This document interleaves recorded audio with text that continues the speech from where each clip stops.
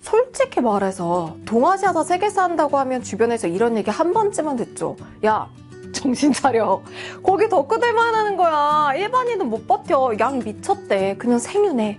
우리 학교 쌤도 역사 말리던데? 그래서 오늘은 진짜 제가 영업 좀 해보려고요. 사회탐구 과목 여러 과목 중에서 왜 하필 역사냐 끝까지 보면 아마 이 생각이 들 거예요. 안녕하세요. 메가스터디 사회탐구 영역 대표 강사 이다지입니다. 오늘 미션은 딱 하나예요.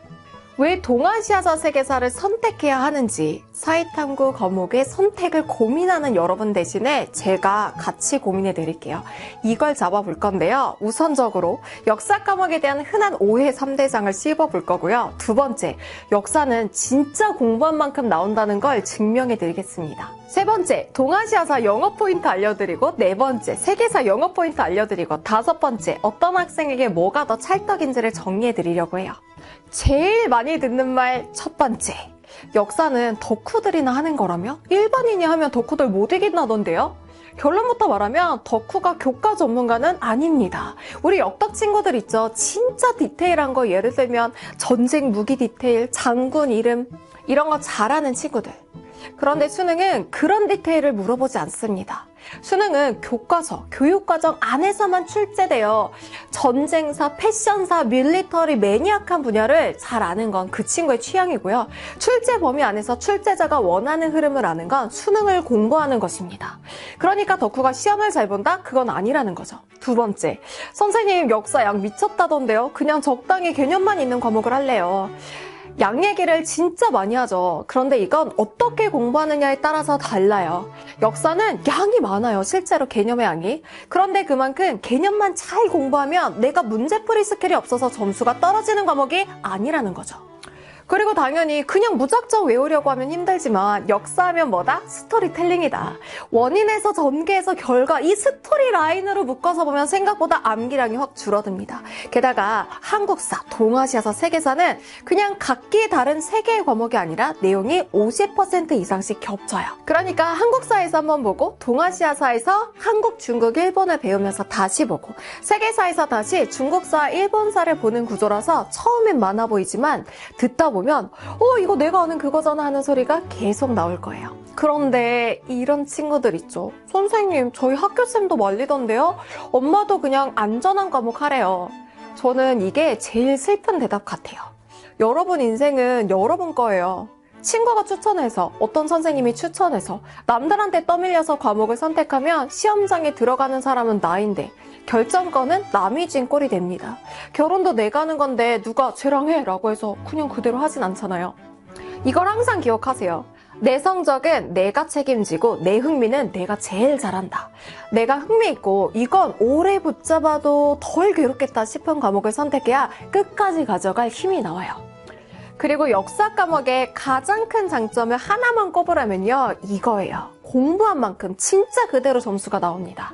다른 과목은 개념은 적은데 응용, 추론, 해석이 많이 들어가서 문제를 많이 돌려봐야 감이 잡히는 경우가 많아요.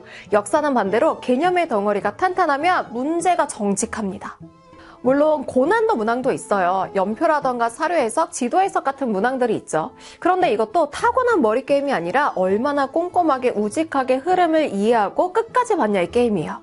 그래서 저는 진짜로 이렇게 말할 수 있어요. 역사는 절대 배신하지 않습니다. 자, 그럼 이제 본격적으로 동아시아사 영업을 들어가 볼까요? 제가 그 예전에 사회탐구 선택 캐스트를 찍을 때 반성을 좀 했던 게 동아시아사가 어떤 과목인지 세계사가 어떤 과목인지를 얘기하기보다 동아시아사 세계사 선택해도 그렇게 불리하지 않아 라고 하는 거에다가 더 초점을 둬서 말을 하고 있더라고요. 그런데 사실 제일 중요한 건 이 과목이 어떤 과목이고 어떤 학문을 배우는 거고 어떤 내용인지잖아요.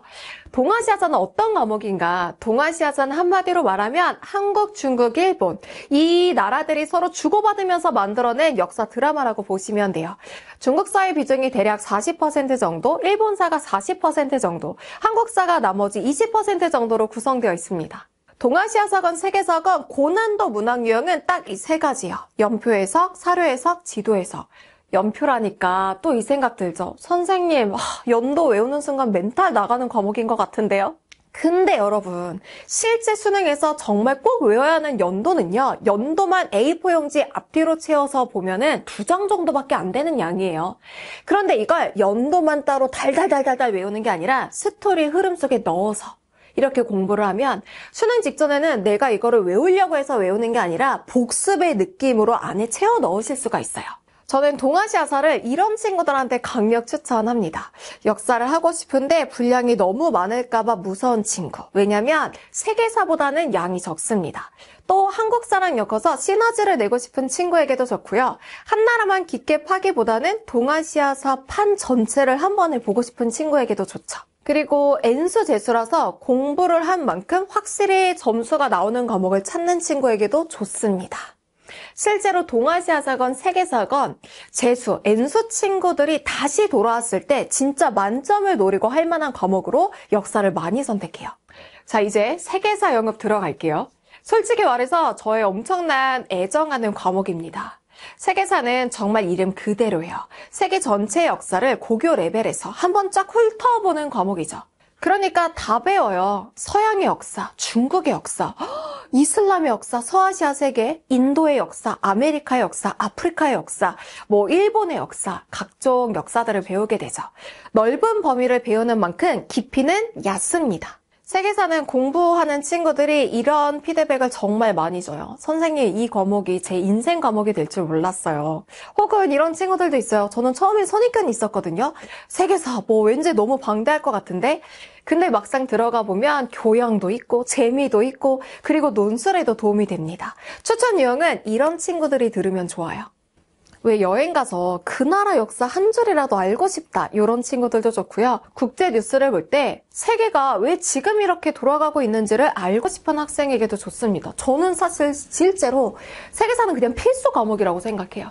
한 나라만 깊게 파는 것보다 뷔페처럼 여러 나라 역사를 얕게 재밌게 맛보고 싶은 친구들에게 추천합니다. 마지막으로 제가 진짜 담보할 수 있는 건 딱 하나입니다.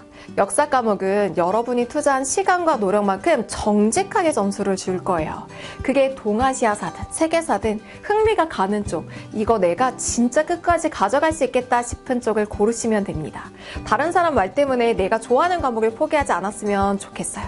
여러분이 역사를 마음속에 한 칸 들여놓는 순간 그 과목은 절대 여러분을 배신하지 않을 거예요. 지금까지 역사 영업중 메가스터디 이다지였습니다. 우리는 한국사, 동아시아사, 세계사 강의에서 또 만날게요.